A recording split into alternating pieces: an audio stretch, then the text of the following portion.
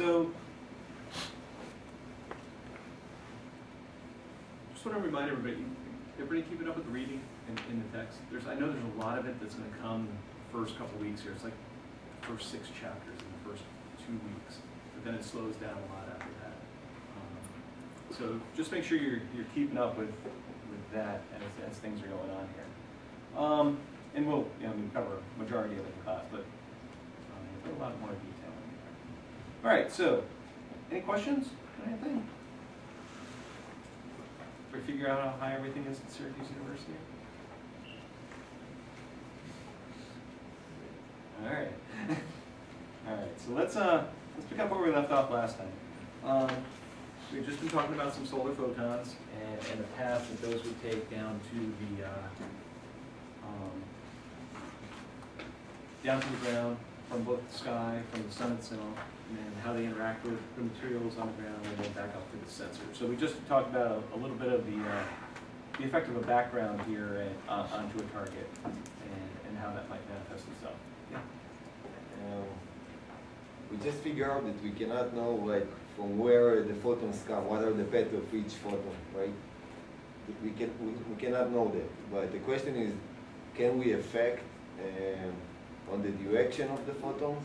You know, like if you have electrons, you can affect their direction, right? If you put like the positive charge or something like that. Sure. I'm saying with photons, if you have the option to affect their direction of the propagation. I don't think you have a explicit effect on them, but they are affected by a lot of different things along the way. Right? I mean, if you follow a path down from the sun, photon comes down from the sun, its path is going to be altered, not in the sense of an electron being altered by an external electric field, but in the sense of objects that it encounters along the way, whether that be a scattering particle in the atmosphere, an absorbing particle in the atmosphere, a scattering particle on the ground, or reflecting particle on the ground. But those things aren't really guided by you, right? We don't have an effect on that. The question is if I can put something that's guided by me that is stronger than those scattering or absorption or those things that, I don't know, put like in my direction that I want to put some charge or negative or positive. Yeah, not in the sense of the kind of real sensing that we're doing. I mean, when you get to astronomical observations and things like that, then obviously bodies, black holes, and things like that can start to bend the paths of light. But everything that we're looking at in this particular class, in Earth remote sensing, there's really not much is going to happen to allow us to alter that. Does that make sense? If it's possible, so why not use it? Well, I guess the question would be how do you consider it possible? That's my question. Oh yeah, no, I don't know any way to make it possible. I mean, effects like super gravitational sources and things like that could start to affect the photon path, but nothing that we're going to see in this sort of system. All right, so with solar photons kind of being taken care of, let's just take a look at another set of paths to the sensor. Now, these photons aren't going to be solar, but they're going to originate thermally due to the temperature of the targets and the temperature of the atmosphere and the backgrounds within our scene. Right? So when we look around every day, we think about the world, we think about it being illuminated by sources like we have in this room, the sun outside, those sorts of things where we have an external source of photons.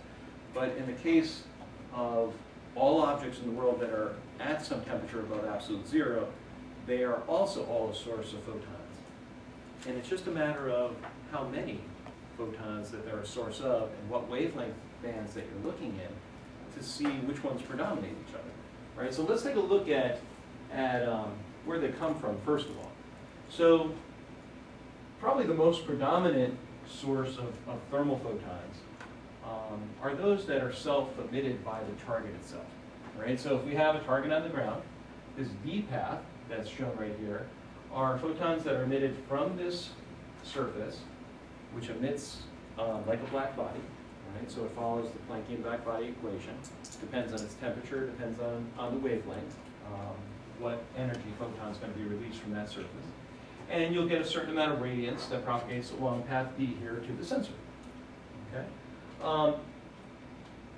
there aren't any real black bodies in the world. There's things that are very close to black bodies, but most objects in the world, most man-made objects, buildings, sidewalks, asphalt, those sorts of things, usually have emissivity associated with them that are down around the 0.9, 0.92, 0.85, somewhere in, I would say, from 0.8 to 0.95. Most man-made materials in the world have an emissivity there. So they're actually gray body emitters, right? So you'll have to multiply the radiance from the black body equation times that emissivity as a function of wavelength to figure out the number of photons that goes along path B.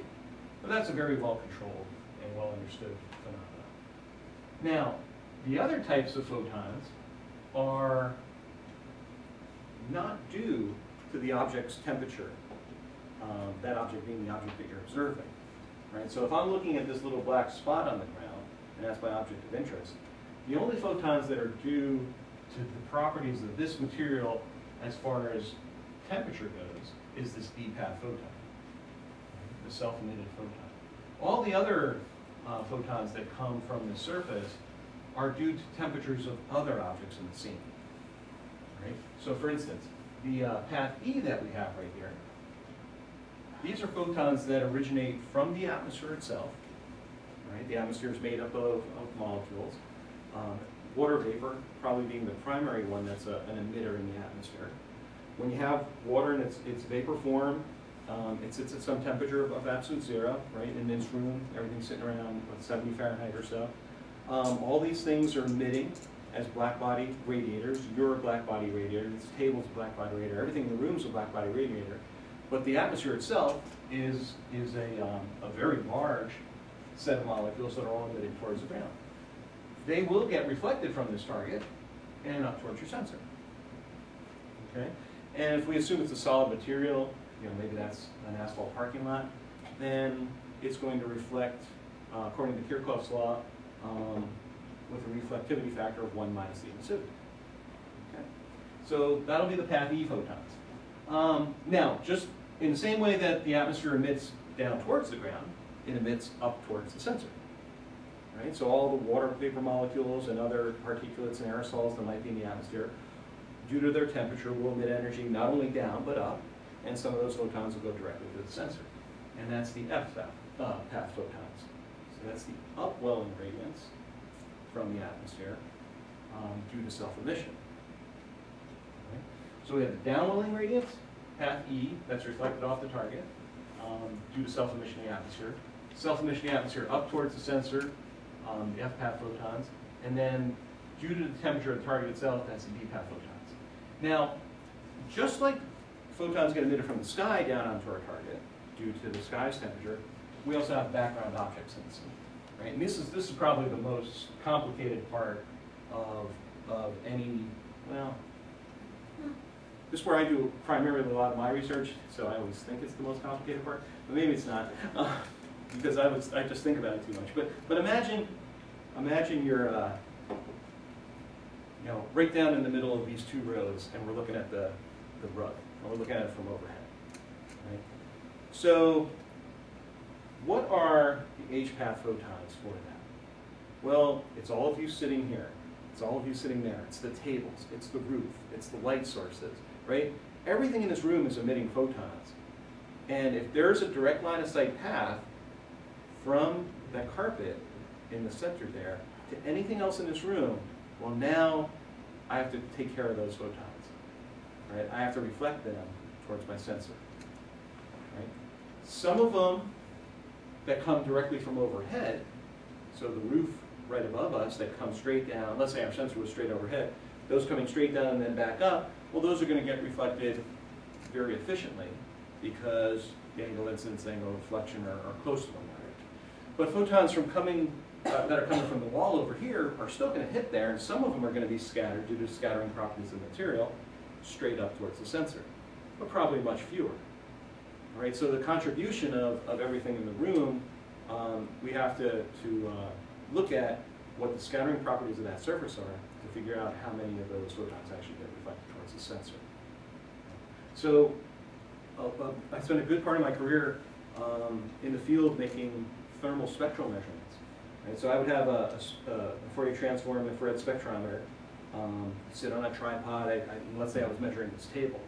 Well, I'd always have a couple people with me that were helping. One person was writing down all the information, the other person was moving the reflectance standards around, I was trying to run the instrument. And they would always get really mad at me because I would tell them to say, okay, I'm gonna make a measurement now, so you're standing there, so don't move. You're standing over there, so don't move. Now I'm gonna make the measurement.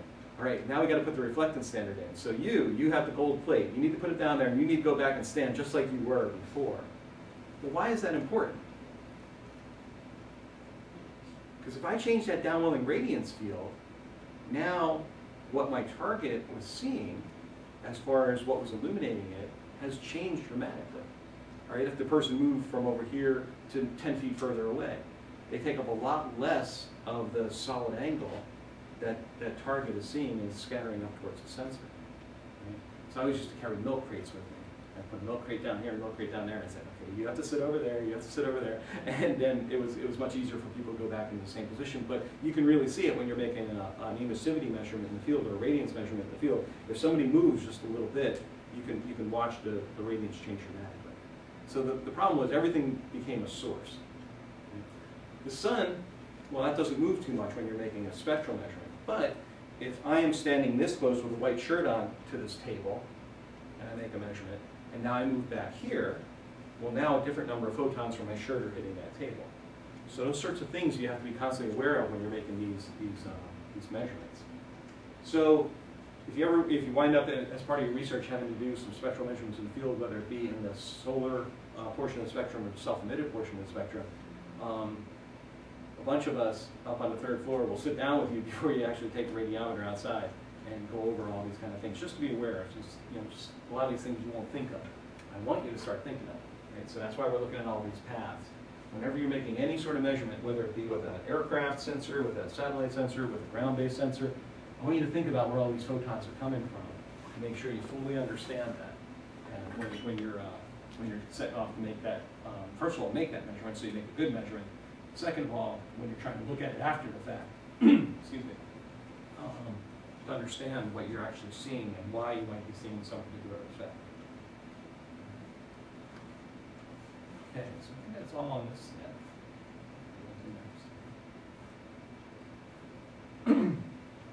All right, so now, what I want to do at this point is begin to take a little bit more quantitative look at all of this and try to put together a modeling or a governing equation that we can use to represent the radiance that actually is going to come up and hit our sensor, right? The actual radiance that we're going to measure. If you go on past the point where we just got to in chapter 3, there's a good review of radiometry.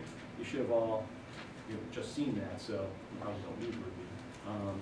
So as you're reading through the first couple chapters, if you read through there, it should be a pretty good review. All right, so I'm going to assume that we know all that, and at this point, let's take a look at some of the factors that we're going to have to consider. All right, so let's start off with the solar photons again, just like we did when we were just looking at it in a qualitative fashion. If I have my sensor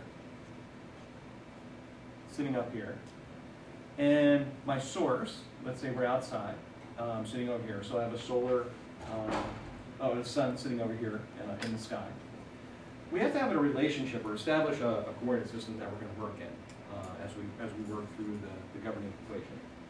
So let's just put some context into play here. So the angle that the sun makes with a normal to the Earth, right?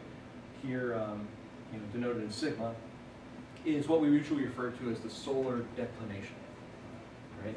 So how far the sun is declined from straight overhead. Right?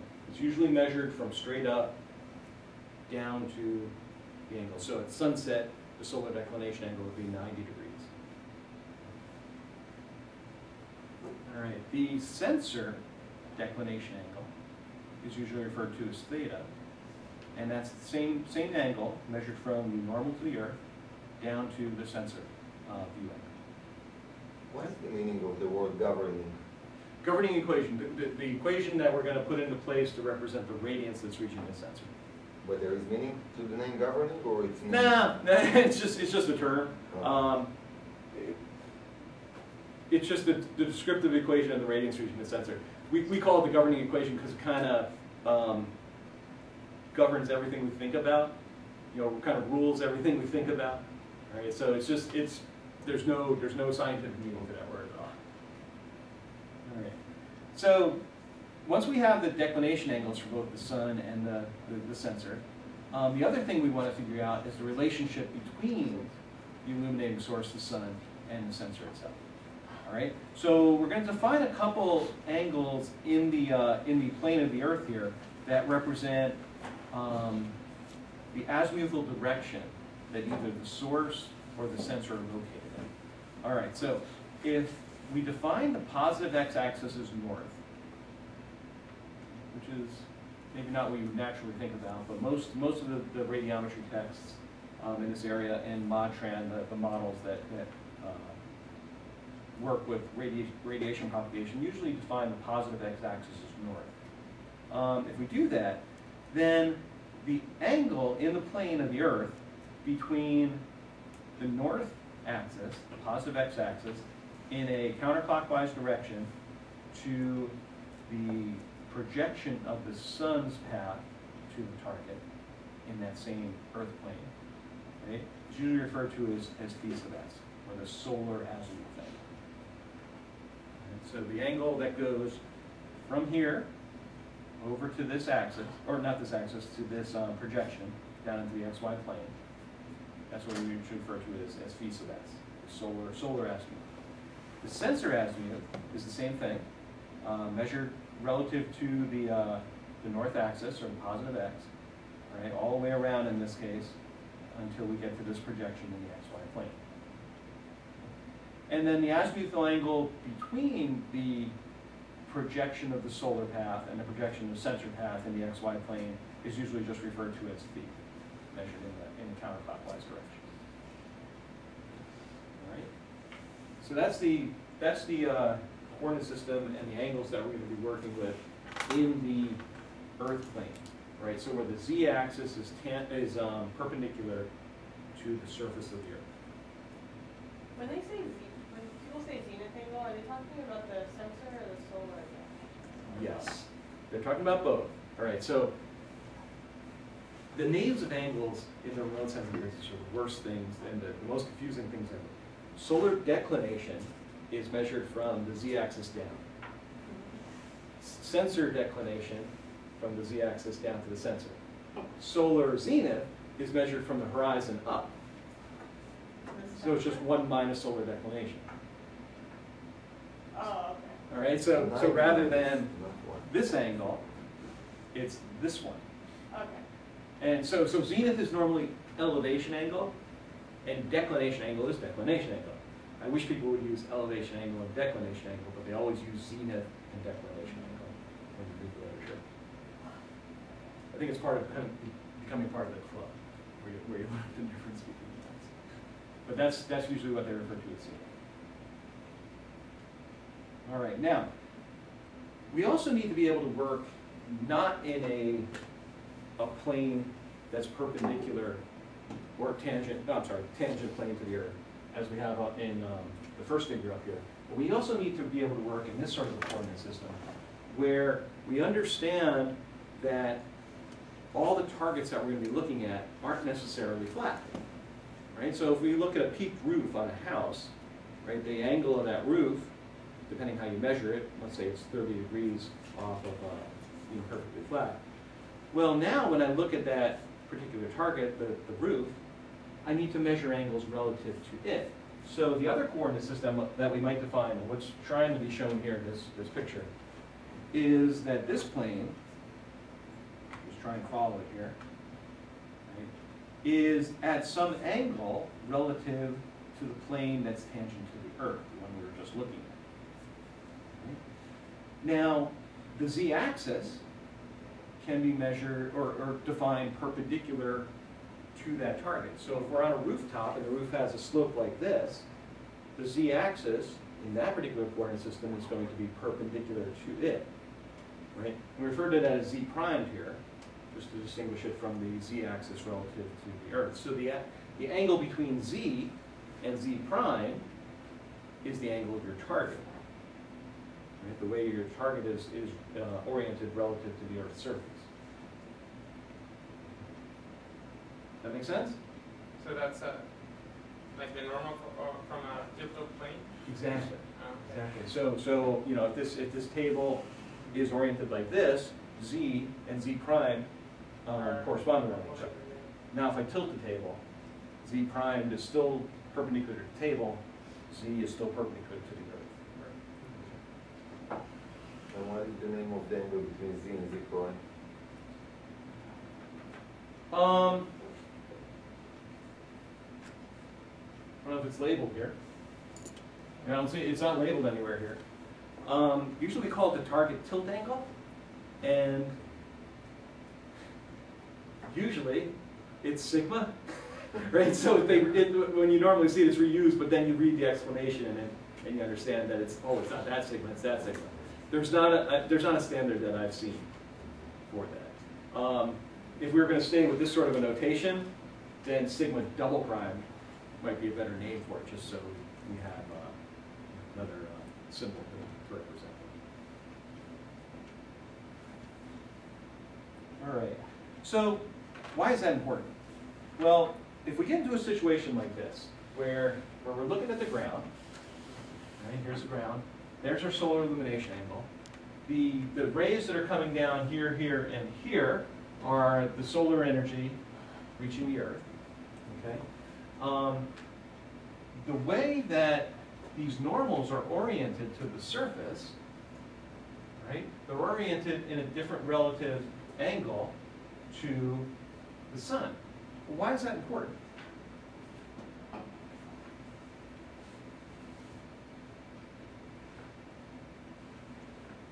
Where are you going to get? Where do you think you'll get the biggest reflectance return? Let's say our sensor is located right here, in the same path as the sun. Where are you going to get the brightest return? Just intuitively. 25 degrees, like close to that overhead target. Yeah. So the closer you are for this reflected, the closer you are to a direction that represents the same direction that the source is coming from, the brighter your reflection. Okay, so if you look at this tabletop, try and tilt it towards you. All right, look at it now. So the lights overhead are kind of coming down this way. The projector's putting some light down here, right? And keep your eye on it. As I do this with it, does it get darker? Right? Okay, so that's what's going to happen as you move away from the system. Why does that happen? Because of the specular reflection that you get from the surface? The specular reflection that you're getting back from that surface typically aligns itself with the direction that the source is coming from. Like the Right. same, In radiometry, did you cover a term called bidirectional reflectance distribution functions, BRDFs? Right? The BRDF is what you're seeing. Right? You're seeing the effect of the position of the sun, the sensor, yeah, those two things, relative to one another. Right? Because to me, now it's darker. To you, it's brighter. That's because you're the sensor, I'm the sensor, the sources are in the same place. Right? But because the sensors are in their position, the effective reflectance of that surface changes. I live on a street. The road is here, right? Let me draw kind of a profile. Let me draw. Keep using my fingers. All right. So if you were on the ground looking down my street, this is the roadway, right? And then I have a house over here, and my neighbor across the street has a house over here. The street runs in an east-west direction, right? I live on the south side of the street, and my neighbor lives on the north side of the street. And our yards kind of go up to our house, like this. Right? They're kind of a hill. And at about 3 in the afternoon, 4 in the afternoon, after it snows, my neighbor's driveway is totally clear, and mine's still covered with snow. Well, why is that? Well, because the sun's over here, right? And I get a grazing angle, and he gets a direct angle, and I have to shovel one, right? I understand this, yet I still bought a house on the wrong side of the street, right? Right? But that's why it's important. I mean, you have to realize that the energy that you're going to see is going to be very different. Now, the fact that I have photons falling in this way, if I think about this surface and how it would warm up, right? Which one's going to warm up more? Is it going to warm up more here? Is it going to warm up more here or over here?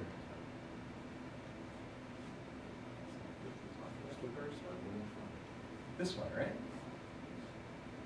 Right? Because the angle between the direct illumination path and the target is smaller. The cosine of that angle is larger. The number of photons that get absorbed by this surface is relative to the cosine of that angle. And because of that, you get more energy imparted in the surface here, so it's going to warm up more.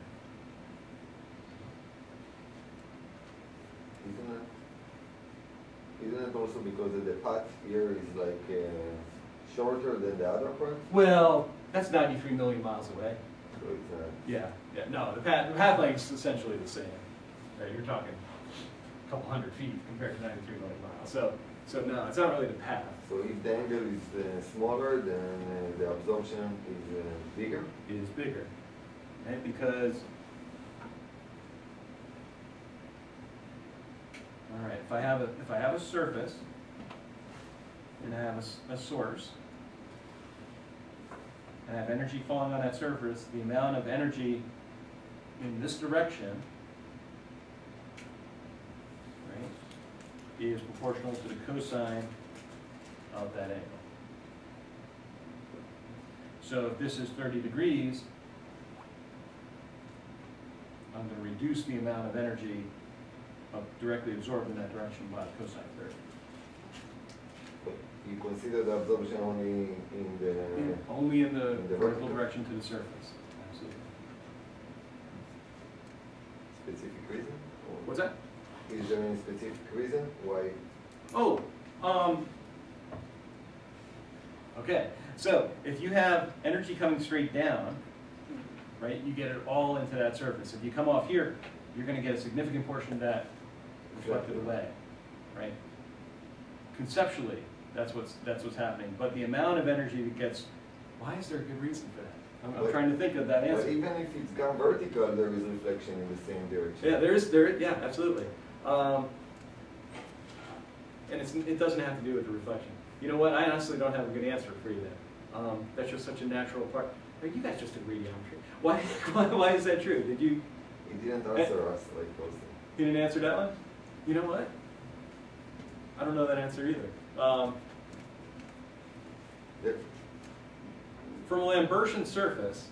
I remember that when the wavelength is higher, like more energy, Yeah. it's going to absorb on the surface, not deeper. If it's a short wavelength, then it goes deeper. Shorter wavelengths will go deeper into a surface. Yeah. So, But that's a spectral dependency. Yeah, but not angular. Yeah.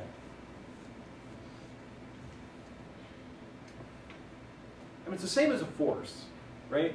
So, for instance, if I have a surface and I throw a ball at that, or throw a ball at the surface, it's going to hit. If it hits straight on it, it's more of a force on that surface. Right. If I do it at an angle, the force is less by the cosine of the angle. So it's just an energy transfer process. It's not a good answer. It's just a corollary to it. But I think it's just an efficiency of the energy transfer to that surface. Let me do a little further thought about that. All right. Now, downwelling radiance. Right, that was direct radiance. Downwelling radiance. Radiance that's coming from the sky down onto the surface. There is there's a big consideration you need to give in this sort of case. So imagine, walk out in front of the building here, right? Don't go too far away, maybe 20 feet away from the front of the building. If you then looked at the hemisphere that you can see all around you, a big portion of it would be taken up by the side of this building. Right? then a smaller portion, if you looked over towards the photo building, a smaller portion of the hemisphere would be taken up by it, because it's further away. Right? It's still the same height, but it's a little bit further away. So the angle that it subtends with you is lower in the sky, so it becomes shorter. Right? But it's very long, right? So it takes up a lot of horizontal area. Then if you go and look over this way, there's the admissions building out in front of us, but that's pretty far away. So it takes up a smaller portion of the hemisphere. You look down towards the parking lot, there's some trees way in the distance, but in general you can pretty much see the horizon. So the amount of downwelling radiance that's coming down and hitting the target, you have to be aware of where that radiance is coming from, right? A big portion is going to come from the front of this building onto you. A smaller portion from the trees very down, you know, far near the horizon down towards the parking lot. Small portion from the admissions building across the way. A large part from the sky. Because if you look overhead, if you had to come up with an estimate, you might stand out there, you might say, oh, I don't know, 75% of what I can see as I look around is the sky. Well, it becomes very important to start to quantify all of that. So the term that we're going to wind up using a lot here is what we refer to as F in the equation that we're going to develop. And the F factor here is what we refer to as the shape factor. Okay? That shape factor is just a percentage of the portion of the hemisphere that is the sky. 1 minus F is the portion of the hemisphere that are objects other than sky. Okay? This dates back to a paper put out in the 1970s by a guy named Ken Peach, who worked at a company called Calspan, Cornell Aeronautics Lab over in Buffalo. They've long been bought by a couple other people, but they had a group of 3 remote sensors over there: Ken Peach, Johnny Walker, and this guy named John Schott. That's where he started out. And they came out with a paper, like I said, I think it was 1971 or so, that defined this factor F. And at that point, it was really just an estimate. You looked around and you said, well, from that particular point on the ground, what percentage of what I see is sky, what percentage of what I see is background objects? And then you had to come up with an estimate of how much energy was coming from background objects and how much energy was coming from the sky, and then multiply it by F and 1 minus F to get a total downwelling radiance field from the sky itself. Now, we've taken this a little bit further as we've done modeling here in the lab. Part of the original implementations of Deersay, the model that we used to represent this governing equation that we're developing right here, was to actually figure out what was in the world. So if you could imagine, if I'm looking at this spot on the table right here, I could, you know, in a model or in a program, I could start looking in all directions. Right? We use a technique called ray tracing, so I can cast rays out in all directions around that spot on the table and see what I hit. Right? I hit Maria, I hit the screen, I hit out in the hallway. You know, I hit that light bulb, I hit this light bulb, I hit, you know, what's in between. And then I could say, okay, well, what energy is coming from all those different objects down onto me right here? Okay? So I can compute it very accurately. I can cast out 1,000,000 rays in all directions and get a very good, accurate representation of it. Or I can cast out 1,000,000 rays and get a terrible representation of it. And think about that for a second. And if I looked in a whole bunch of different directions in a discrete fashion, do you think there's times I'm going to miss things? I'm going to miss edges. I may never hit a leg on that tripod in the back of the room just because there's such a small solid angle, I may never hit it. But I'm going to hit the screen. So you have to be very careful when you do it in a discrete sense as far as a computer model goes. But in reality, you have an infinite number of sources that are reading down onto your surface. So this F and this 1 minus F, F being the shape factor, a portion of the sky that you see, 1 minus F, the portion of the sky that is background objects, non-sky objects, other terms that we're going to wind up using.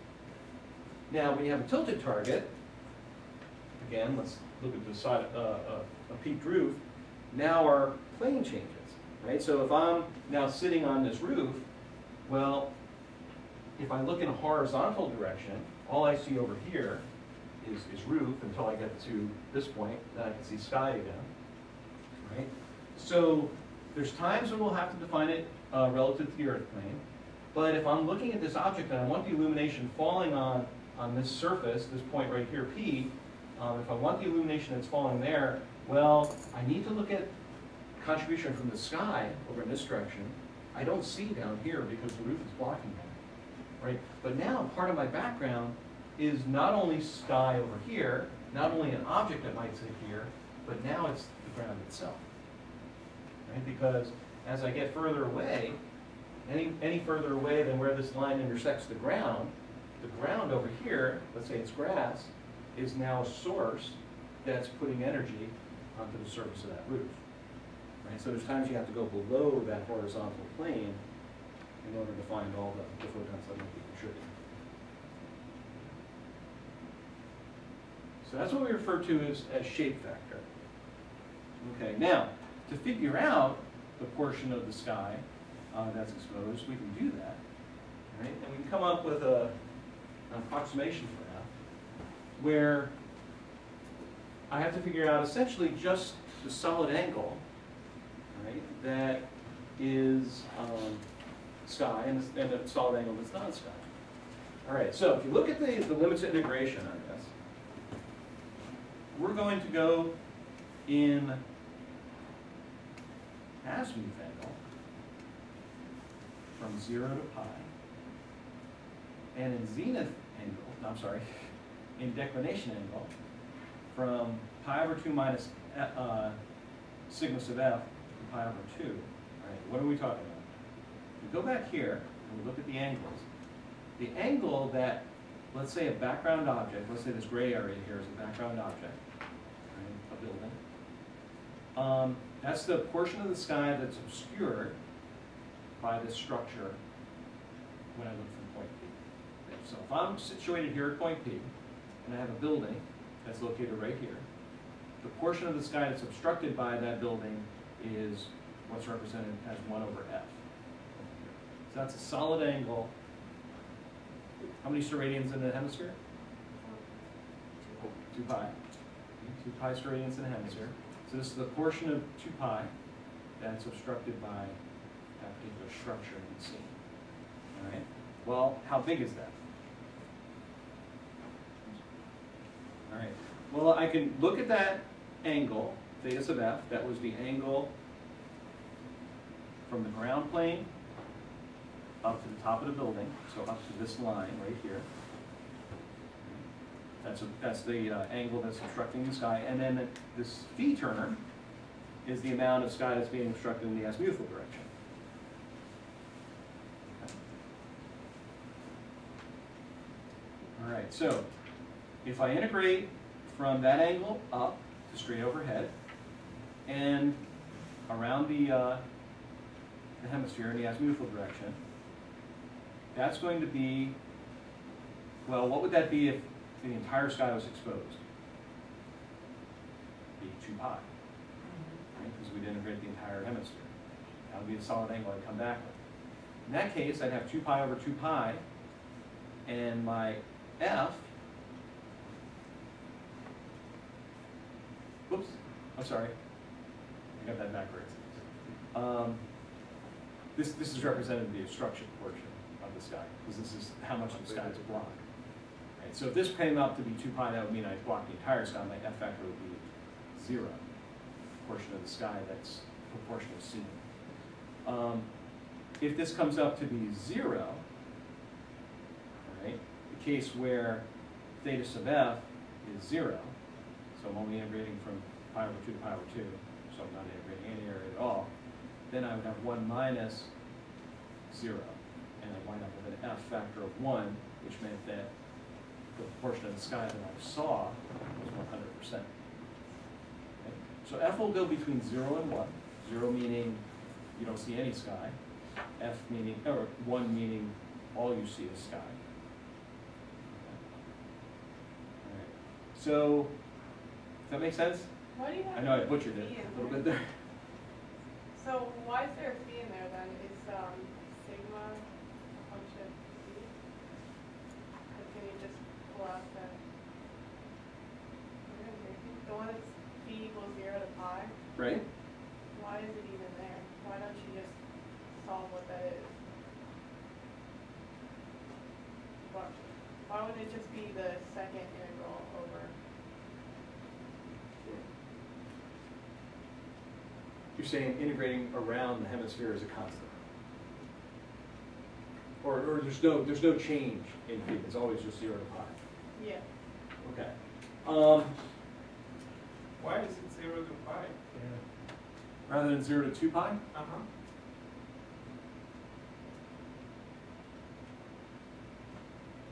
I was thinking Oh, that. Go for it, because I was thinking that as I was looking at the equation also. no. Maybe you need to do it for the left and the right. Well, then it would be negative pi to pi. No, And like, sigma is if you between go, pi over 2 minus sigma sub f to pi over 2. So it goes from here to here. Right? This is pi over 2, so 90. Sigma minus, let's say this is an elevation angle of the target here is 30 degrees. Then that would go from 30 degrees to 90 degrees.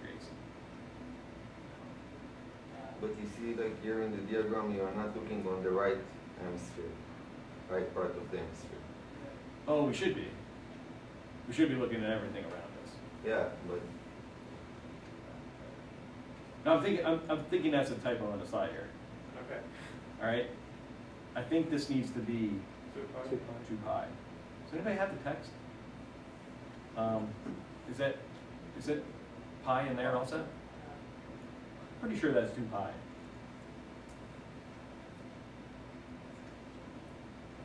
Do you do it for every single obstruction?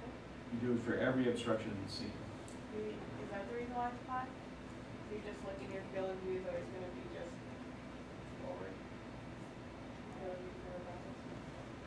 No, because this is the downlink radiance. So it's not the field of view of your sensor. It's what your particular object sees on the ground. So I'm going to point that out. I'm pretty sure that's 2 pi. I don't see any reason why that's just pi. So wouldn't that be phi instead of pi? Be what? Phi. Well, it's v going from 0 to 2 pi, because that's part of your integration. But you only want to get the area that it's blocked, right? So it's only is the portion that is covered by that object, right? Which is wait. which is phi on the slide, right? You got it. All right. So let's go back to the diagram. You're absolutely right. If I have a point P and I have an obstruction, like I'm seeing right here, what is the largest portion of the hemisphere that can be blocked? Allow P to move. Where would more be blocked? Right. Behind you? Right. So On the edge. so if I move, let's say this is the building. If I move here, now half the world is blocked. Okay? If I move over here, less than half the world is blocked, or the sky is blocked. What is the largest angle in phi that could ever happen with a flat object? Is 0 to pi. Right. It's not often that the textbook's wrong. So assuming that's probably not a good thing. So it does go from 0 to pi because I can only integrate from here to here in front of this flat object. And the angle can only go from 0, if I'm very far away, to 90 degrees if I'm right up against the surface.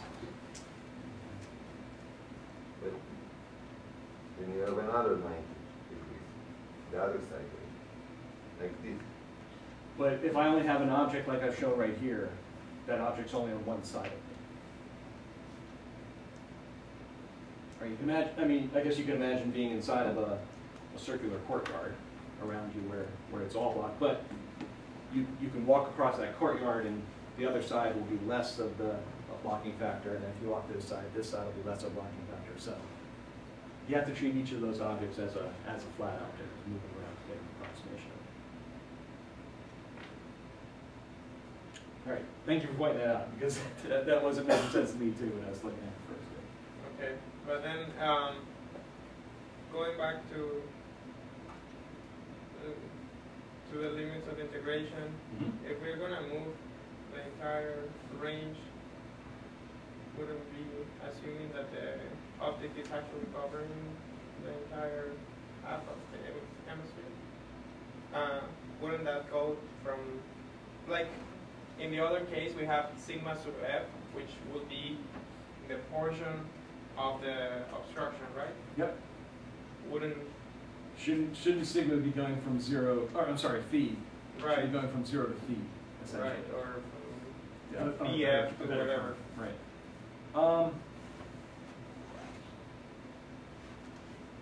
Why we're doing everything like why is this in this thing?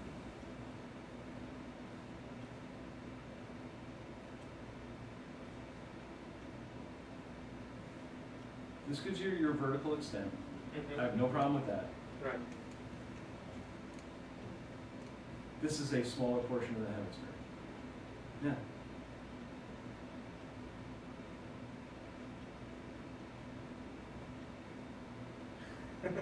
I don't know. So let me get back to you on this, because this does not make sense to me. It makes sense, every time I look at it, it does come out right.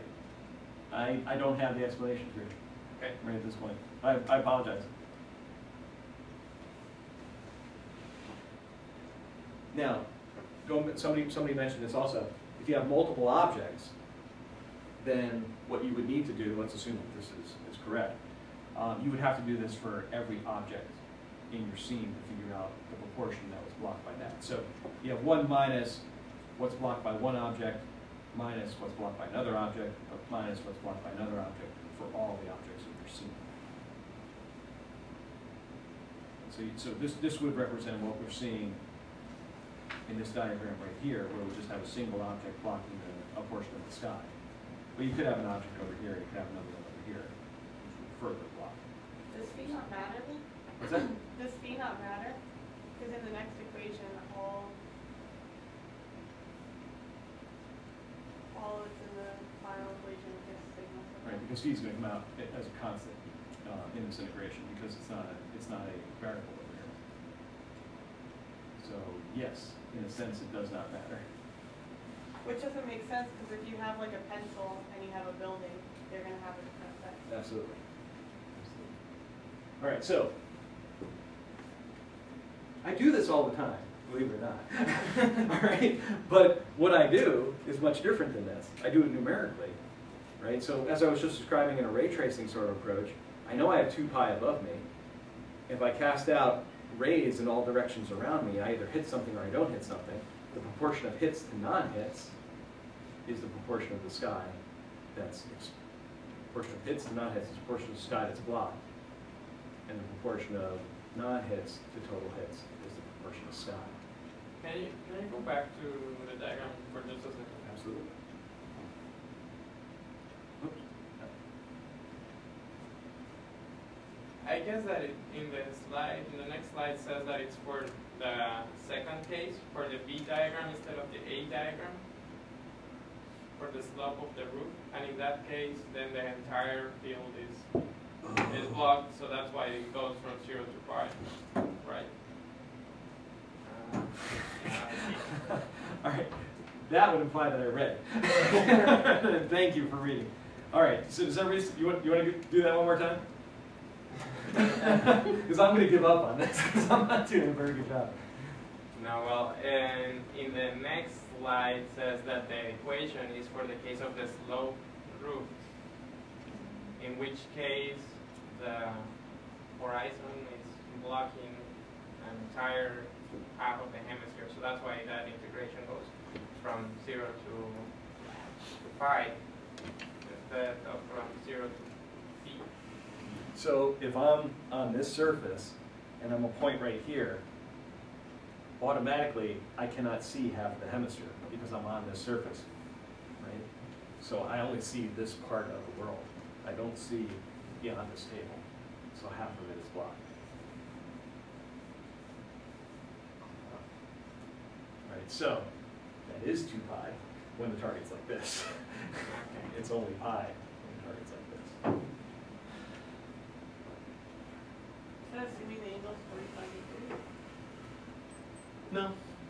No, because it really doesn't matter where you are. As soon as you lift this, now you can't see beyond here. Okay. Wow, that was the worst 10 minutes in a classroom I've ever had. All right, thank you. All right, now, if you want to go ahead and figure out the total downwelling sky radiance, or irradiance coming down from the sky onto a target, then you can integrate the radiance coming from every possible value for declination and for azimuth. Right? So you can imagine how much energy is coming from the sky over here, over there, over there, over there. So all possible azimuths, all possible declination angles. Right? The radiance onto the surface is multiplied by the cosine of the angle that hits that surface. Right? So that goes back to the diagram I was just drawing here a second ago. Right? The amount of radiance directly down onto the surface is L. Oops. It's L cos theta. If this is L coming in this direction, L cos theta is the amount coming straight down. Right? And we will go ahead and integrate that over all possible values of sigma, over all possible values of phi, and to measure the solid angle and get that magic pi back in there, which you learned about last quarter in radiometry. You have the sine theta, d theta, d phi term on the end here, which integrates over the hemisphere. All right, so it's the amount of energy directly onto the surface from a particular view angle, or the very declination angle, integrated over the hemisphere itself. All right, now as an approximation, once you figure out that F factor, you can take that integrated sky radiance and multiply it by F, right, to get the amount of sky irradiance onto your surface. How is that problematic if you do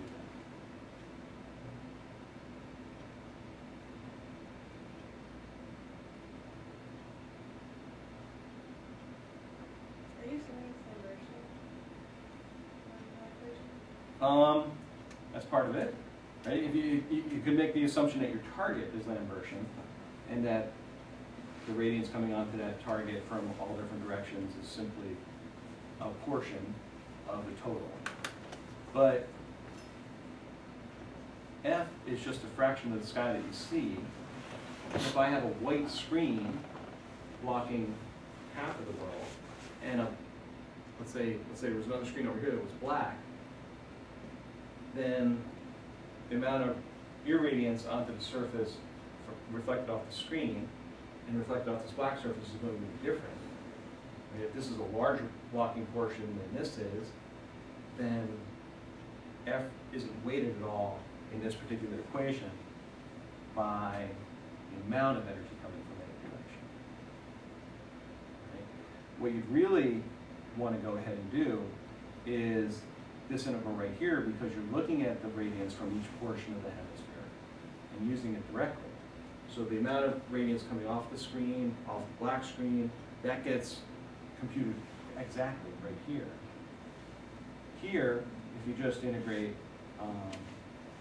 over the hemisphere multiplied by F, you're making an assumption that all the background objects are contributing the same amount of energy to multiple directions, which is the case. So it's listed as an approximation here. People do this all the time, and if you think about it, if I have a 10% reflector, let's say this tabletop is what I'm looking at, it's a 10% reflector, only 1 out of every 10 photons that hits the surface goes up to my sensor. Right? So if I'm a little bit wrong here, right, this sky radiance or sky shine, what do you think, order of magnitude-wise, compared to the sun? Percentage of photons falling onto a surface from the sky or from the sun? What do you think that proportion would be? I think it's orders of magnitude. It's a factor of 2.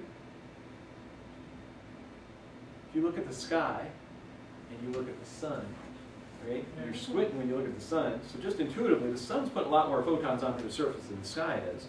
So if you're off a little bit in the sky radiance, well, then you're only going to be off a little bit in your final radiance reaching your sensor, which in the end is what we want, right? So this goes back to what we talked about the very first day, the sort of image chain approach. You know, we always go after the, try to make the weakest link better in this chain and leave the strong ones alone. Well, I could spend a whole lot of time, and I have spent a whole lot of time, doing the implementation of this equation.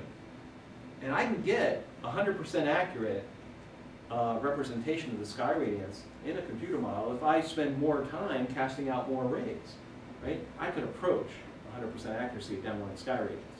But I'm going to lose a lot of computational time.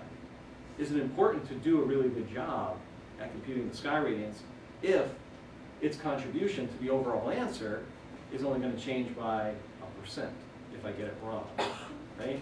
Well, I could probably go ahead and approximate it, which we do a lot, and get an answer that may be 1% off from the actual answer. But if I can only calibrate my sensor to within 6 or 7% and I get 1% error here, well, then it probably wasn't the thing to go after when I was looking at this particular problem. Right? So we're going to see that a lot as we go along, that we're going to make some approximations which you're going to say, hey, it could be really wrong there. And it's true. I could be off as much as 30%, 40% in my approximation here. But if that only gets reflected off of a 1% or a 10% reflector, now I'm only going to contribute, let's say it was 40% off, now I have a 4% error going up to my sensor. There's probably other things that I can go after to get a better answer. Right? Maybe I'm missing something, but it's not clear for me. Where is the approximation? Because it's the same integral, just product by f. The approximation is pulling the f out in front here. All right? But there is no f there. There is no f, and the way this should be labeled differently over here. These two terms are not the same. So this is actually the proportion of the energy coming from just the sky. This is the proportion of the energy coming from just the sky. Right, same thing. This assumes there's no background obscurations. This one assumes there's some background obscurations. So there is no approximation because you use f and you didn't approximate f. You calculated it, right? Well, but f is, you don't know what portion of the sky you're blocking. All right? So if I say I'm blocking, let's say f is 90% here, meaning I'm blocking 10% of the sky. Well, if I block the 10% of the sky around the sun, or I block the 10% of the sky directly away from the angle of the sun, I'm going to block a lot less energy coming from that direction than I will from the sun direction. Right? So this f is directionally dependent. So you got to make sure you're blocking the right portion of that sky. Okay, so some idea of what the sky looks like. In the visible portion of the spectrum, and this should sort of feel sort of intuitive to you.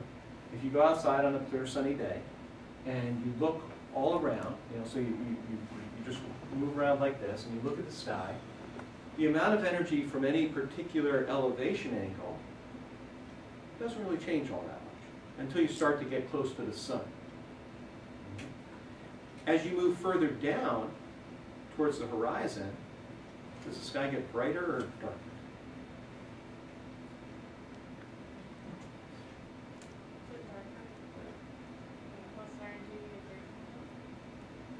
Usually it's a little bit brighter because you have more scattering objects closer to the Earth. Right? So it depends where the sun is, and it depends on a lot of things, but in general, your sky will get brighter as you move further down the horizon. So, not that this, you can see the scale on this plot, but this is not as high as this is far away from the origin. So the amount of skylight from directly overhead is actually not significantly lower, but lower than it is from the horizon.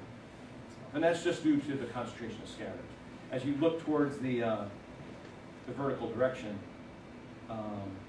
you have less scattering material that's present in that path. Because now you're seeing the space. Here you're seeing the space, but you're seeing through the area of the atmosphere that's very close to your surface where you have a lot of scattering centers.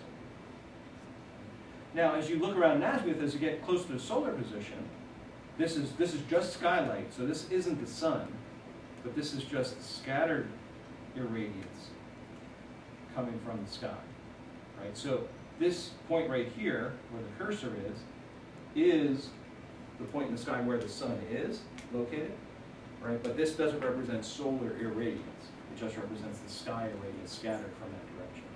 So you get a big forward scattering from the particles in the sky. If I was to plot the sun on here, it would be way, way, way off the screen.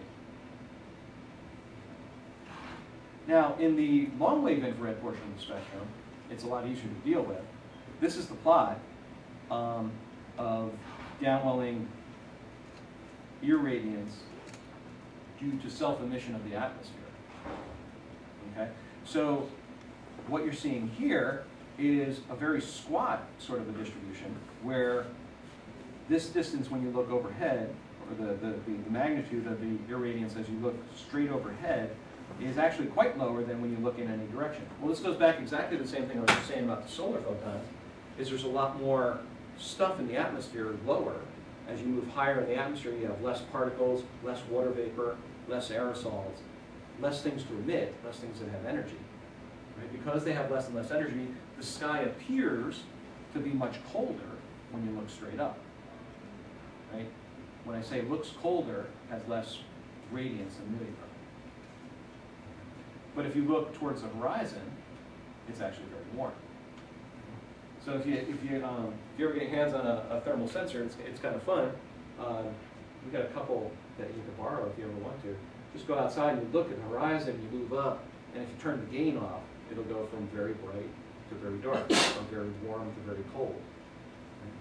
An effective temperature, if you wanted to rank something like that, the sky right above you usually sits around somewhere between 230 and 250 Kelvin, right, effective temperature.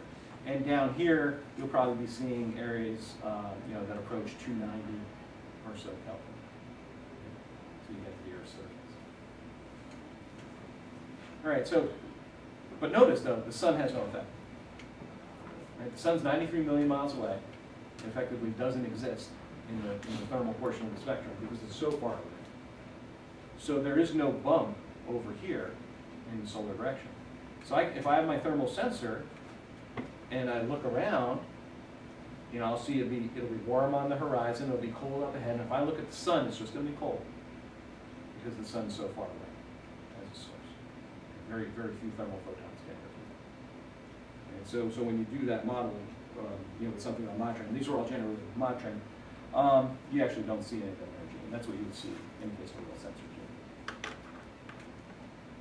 Okay. Do you mind just blasting through? Do you need a break? No break? Want to take a couple minutes? All right, take a couple minutes, and then we'll come back and follow.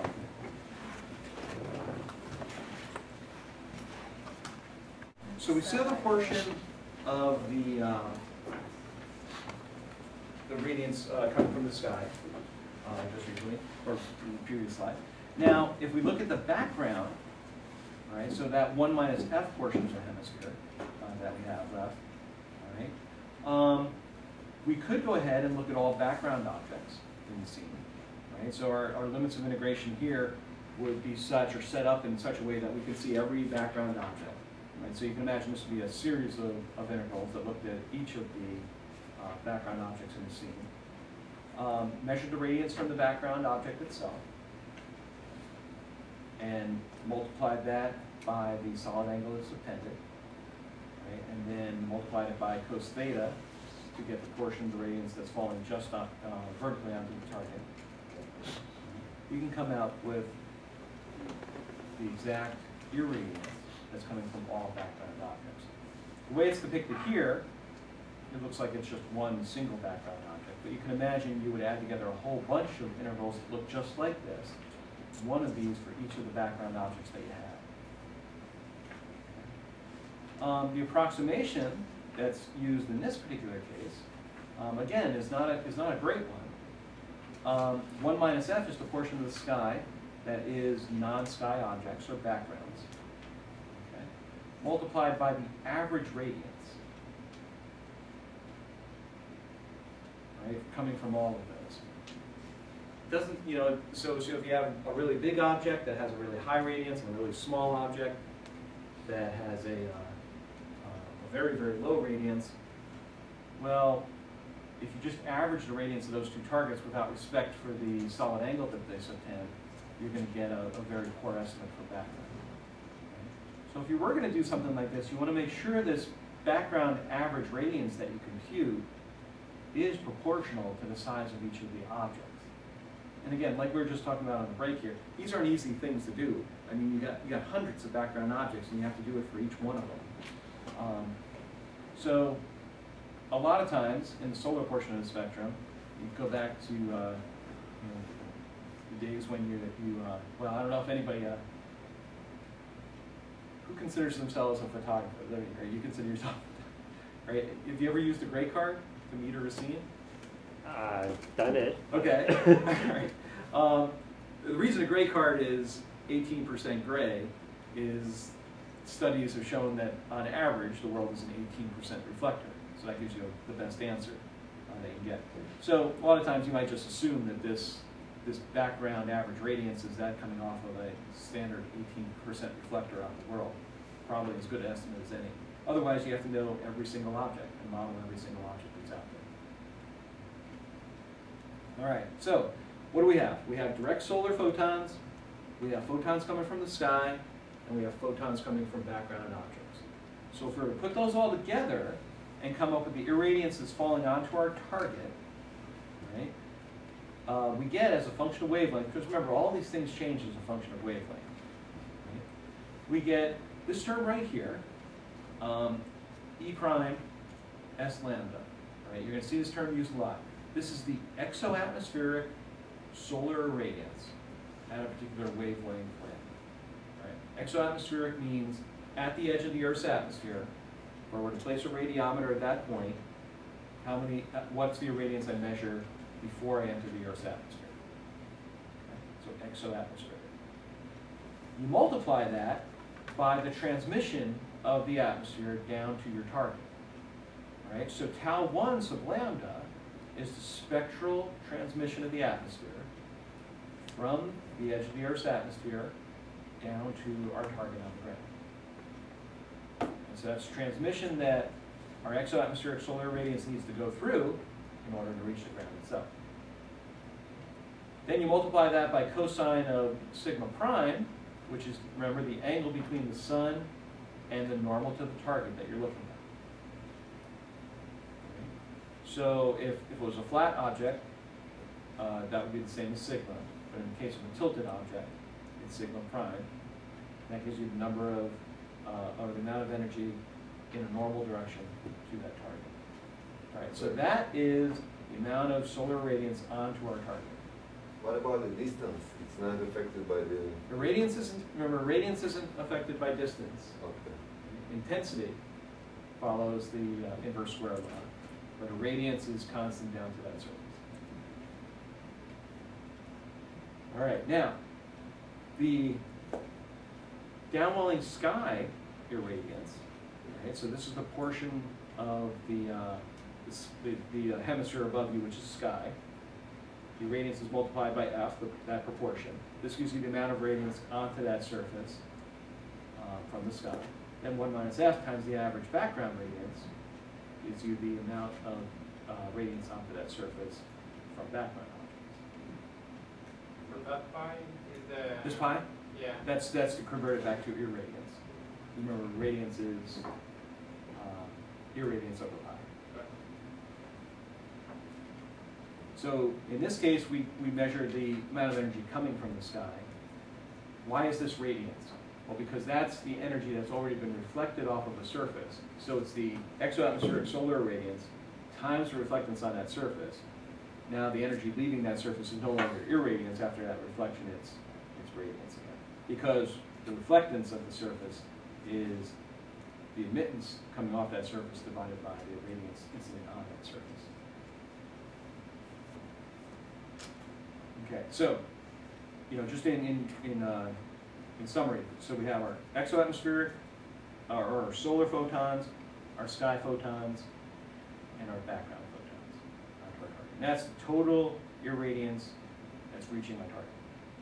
And tau 1 of lambda is That is the transmission from the edge of the Earth's atmosphere down to the target.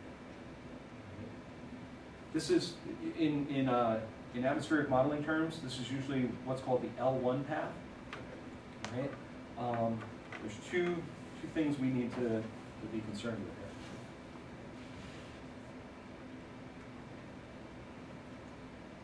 All right, so we have a source over here, and we have a target.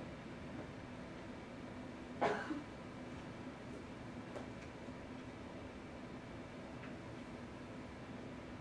then we have a sensor that we're looking at.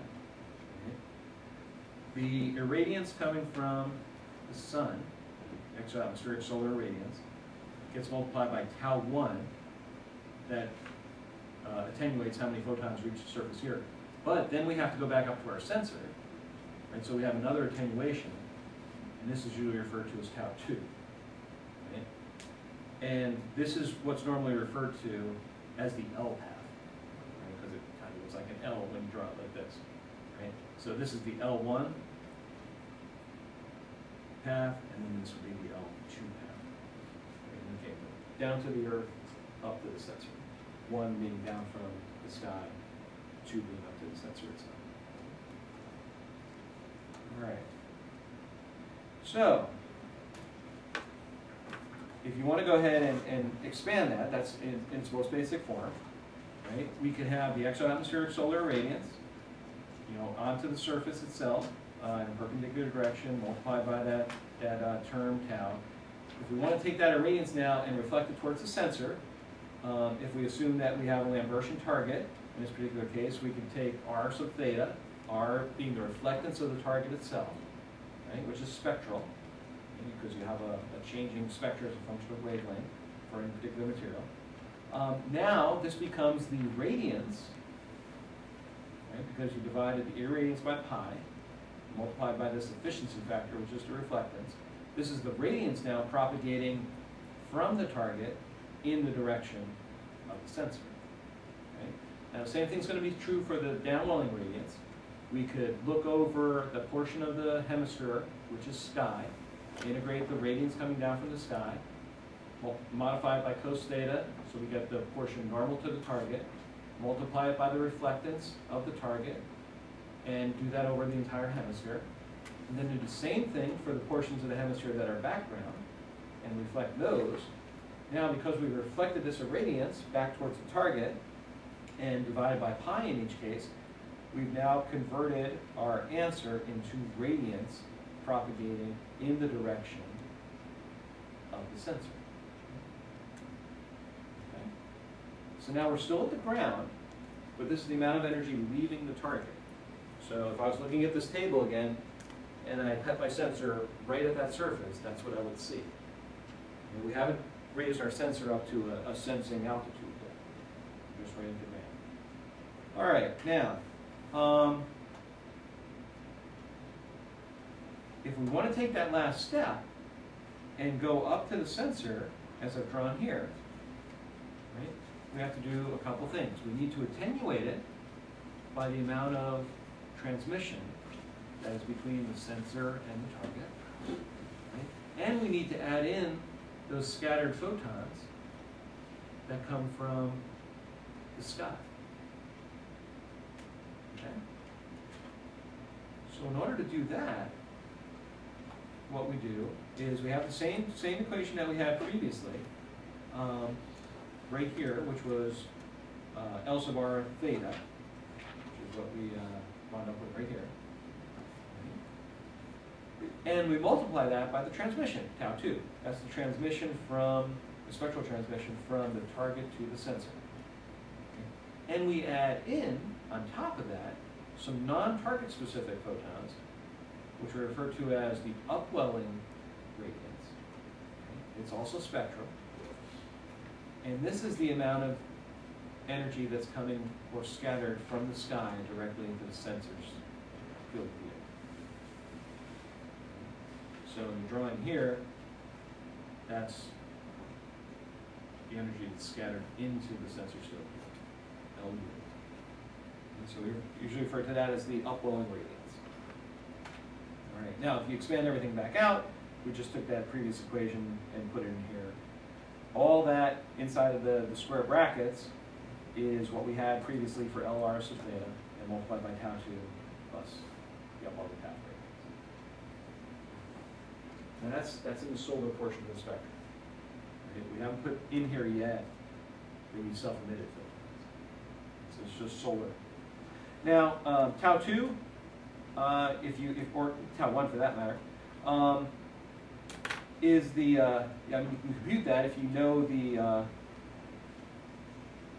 absorption coefficient for the atmosphere and the path length, right? So if you know how long your path was from the ground to your target, and you know something about the materials in between there, you can use Beer's law to come up with your transmission. Right? Now, this term delta prime here is the optical depth, right? That optical depth, remember, is the product of the scattering coefficient and the path, right? It's a unitless term. And the theta is the angle, remember the theta was the declination angle between the sensor and the normal to the target. Right? And a lot of what we need to do in the case of remote sensing, when we do it like that, we have to make some assumptions about what's between us and the target. All right, so if let me start this drawing again. All right, so if I have my ground here, and here's my target that I'm looking at, and my sensor's sitting over here, there's a lot between me and the target, right? There's all this atmosphere. And the atmosphere is a very non-homogeneous mixture of gases and scatterers and all kinds of stuff that's out there. So imagine you have, you know, a little bit of cirrus cloud going on over here. And over here, you have a smokestack that's building out this big plume of something, particulate, into the atmosphere. Well, that dissipates, and as it comes further down, it gets thinner and thinner, but it's still here, right? So now you're looking through all that stuff to get up to your sensor. You have to know everything that's happening there in order to get this right. And so that's a very hard thing to do. All right, so let's forget about this external source of particles right now. Let's forget about clouds. And if we just thought about the atmosphere as a bunch of molecular scatterers and aerosols that are distributed in a very uniform fashion, then you might start to model the atmosphere as a series of homogeneous layers of things, right? As you're closer to the ground, you have more stuff in the atmosphere, more scattered. So as you get higher and harder, composition changes and the number densities change. Okay? If I were to look straight up from the ground, if my sensor was looking straight down at the ground, I'd go right through these surfaces, and I have a distance, D1, D2, D3, through each of those layers, and I have some, measure of the, 3, 2, C1, some measure of the scattering particles that are in there, the cross section, right? And then the product of that would give me my optical depth. Okay.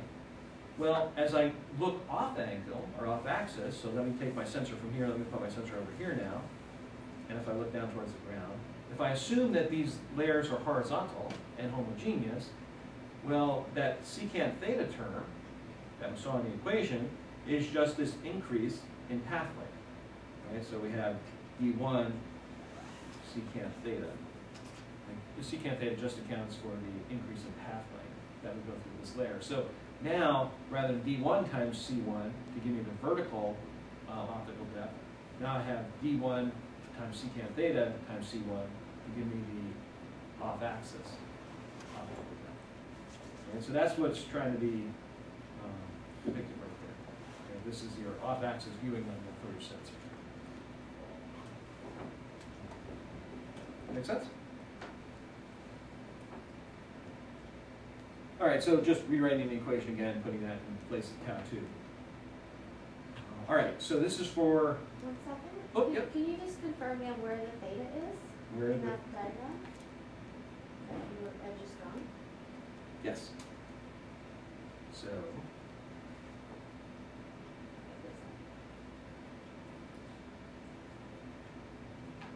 it is theta, right? Okay, so it's, again, it's the declination angle for this. All right.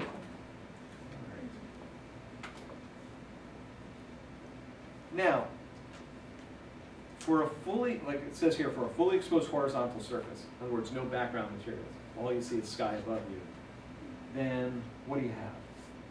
Right? Well, all the shape factors essentially go away. Right? If it's fully exposed, F is 1, so this results in 0. So this whole term just goes away. F becomes 1, and what we're left with is just terms that we see here. Sky irradiance, down onto the target, reflected, converted to radiance with pi, and the atmosphere of solar photons. Right? So in a lot of cases, the world reduces down to that. If you're out in the middle of a field and you're doing some agricultural remote sensing, there's not a lot of buildings around, it simplifies down quite a bit.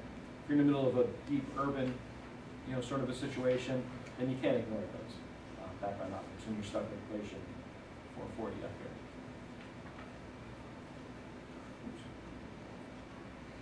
Oops. Okay, now to this point, we've made this approximation, right, where the transmission, tau 2 up to the sensor, is just a function of the optical depth and the direction that we're looking at. Right? And that makes, I believe it said back here, that makes the assumption that we have single scattering in our atmosphere. All right, so what does that mean? That means that if I have a source of radiance,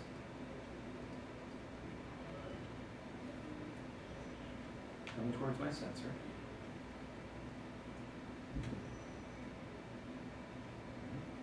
and I encounter a scattering particle right here, and some of that radiance gets scattered away out of the path between my target and my sensor.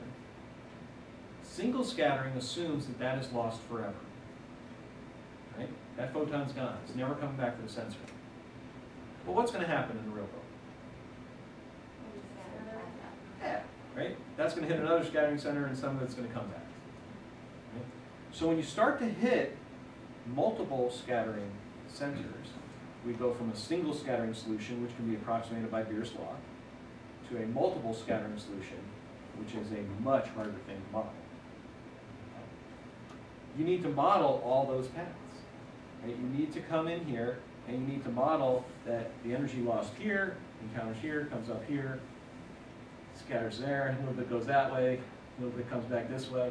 And you have very minute amounts of energy that will get scattered multiple times and come back. Each time you lose a bunch of energy to begin with, and then only a small portion goes in the direction of your sensor. Right? So, but when you do that over the entire path, it could be a significant portion. All right? Now, obviously, it's going to be a much more significant contributor, multiple scattering is, when you have an atmosphere that has a lot of constituents in it. When you have a very clear atmosphere, multiple scattering doesn't happen as much. A very clear atmosphere behaves very much like a single scattering phase. Right? So it depends on the type of environment that you're working in. If you're doing calibration of a Landsat satellite over the deserts of Arizona, then there's very little atmosphere. That's why a lot of the calibration goes on there. You don't do visible calibration of a Landsat satellite in Rochester, New York, because we have a lot of humidity in the air and a lot of scattering that goes on.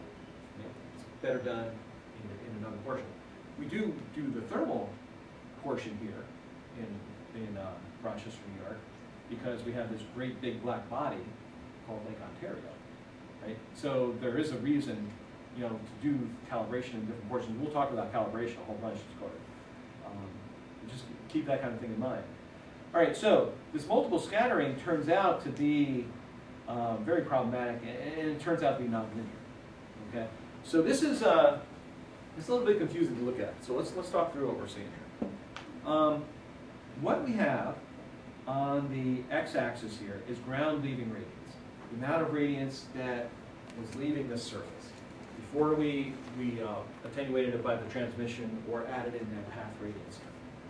Okay? And then what we're going to do is we're going to look at the sensor reaching radiance. So at altitude, how much radiance gets to that sensor. Well, now that radiance is going to be attenuated by the transmission, and it's going to have path radiance added back into it. So in an ideal atmosphere, meaning no atmosphere at all, that's not ideal, right? You like to have an atmosphere. Right? But if you have no atmosphere at all, you have no absorption, you have no scattering, you have no path radiance or upwelling radiance in place, your ground leaving radiance should be in one-to-one correspondence with your sensor reaching radiance. Okay? Now, as we start to put an atmosphere in place, what's going to happen is the ground leaving radiance, when it's related to the sensor reaching radiance, is going to fall off this one-to-one line. And in fact, you're going to see, in most cases, more or less reaching your sensor. Well, since everything's above the line here, that means we actually see more radiance at the sensor than actually leaves the ground. And you might think, wow, that's maybe not all that intuitive because there's a transmission factor. You would think the radiance should drop. Well, that's true, but then the radiance increases because all the scatter that goes on and the additional radiance that we add in. All right, so in a case where we have these diamonds, this first line right here, right, that represents a 20-kilometer visibility atmosphere. Very clear atmosphere. The circles up here represent a 1-kilometer visibility, so a very dense atmosphere. Can't see very far at all. Okay. Now, what's going to happen in that case? Well, the denser your atmosphere gets, the more scattering that goes on, the more non-target related radiance reaches your sensor. Okay. So the fact that this line has less of a slope than this line, right? So if there's a curve, forget the curve for now, right? But imagine that you just draw a line through these points. It would have less of a slope than this one. What does that mean? How does that appear to you if you were to look at the scene?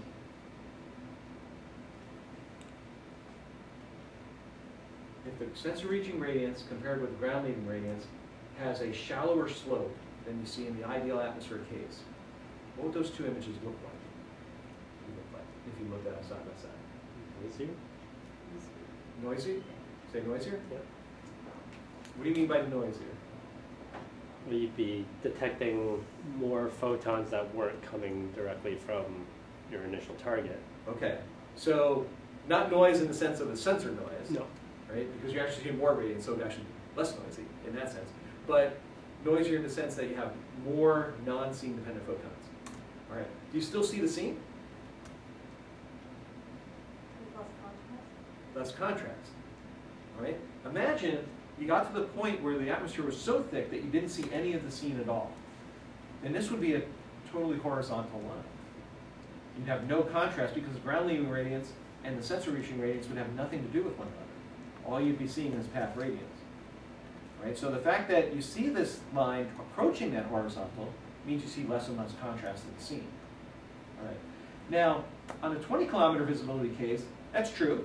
Right? There's a slightly shallower slope here than there is in the ideal atmosphere case, but it's pretty close, and it's pretty linear.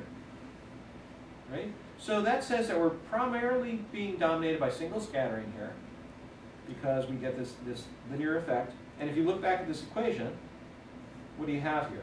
We have the amount of energy hitting the scene, or leaving the scene, ground leaving radiance right here, multiplied by tau plus LU. So this is a line, right? The slope of the line is tau, and the intercept is your path radiance. Right? So if that held, I should get a nice straight line like I have right here, where the slope of this line is tau, and the intercept is my path radiance.